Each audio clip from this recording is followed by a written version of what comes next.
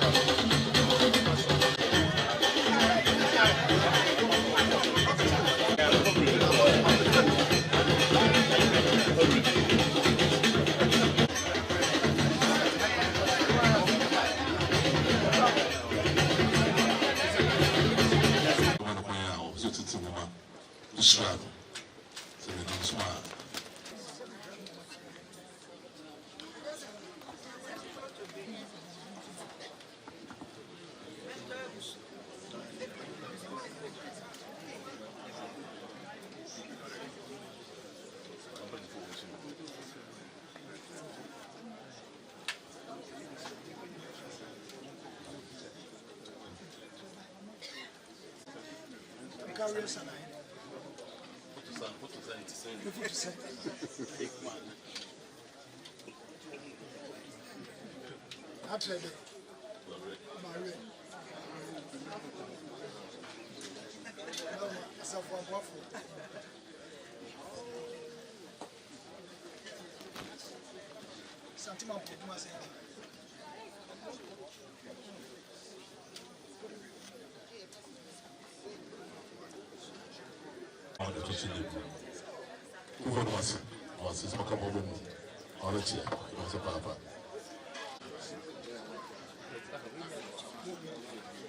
Otumfuo chairman. Otumfuo Nana, you have UK, and then church. Now, never be and they're touching. Who buy whiskey and brandy, and I'm with the bargain. The minerals also come home. And every show, I get person cook. Fanta, my cup of beer, and the bar of beer and the churches. I don't know how many humans. Nous sommes prêts pour les papas. Nous sommes prêts pour les papas. Nous sommes prêts pour les papas.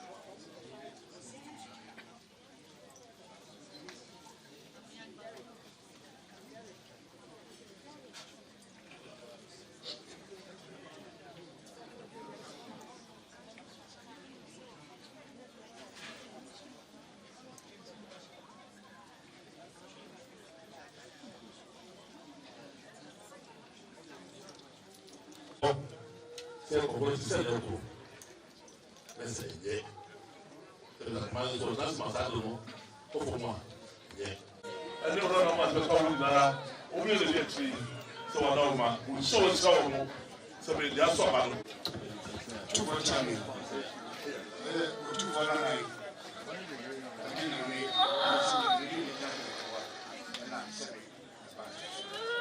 foundation boy it will be everywhere certain chance to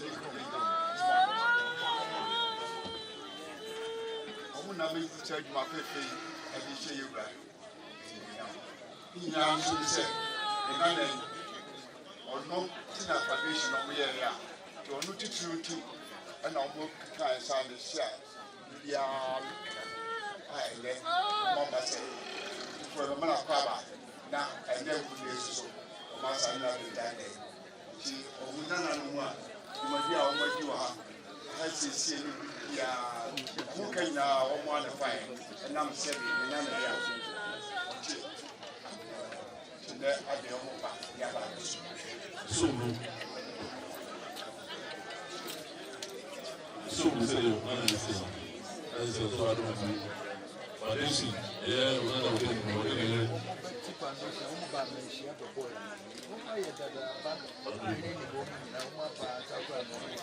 So no never know the group.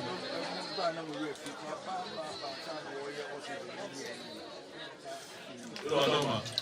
No no. So the bra, we are going to tradition. The boba now so no the group. One will was at the mind. Said it answer question. Almost one you have. I don't go on fire. I'm going to tradition. So no yeah, I tell you this one now. The most be the boy. Charity. No one be here to be able to show. Who to move? Who shall I don't go. Also, you are your boss. I don't go to the level play. Some bounce the video, so for the zone of your back. I will tell you to say, your man is so ever was a young man. So,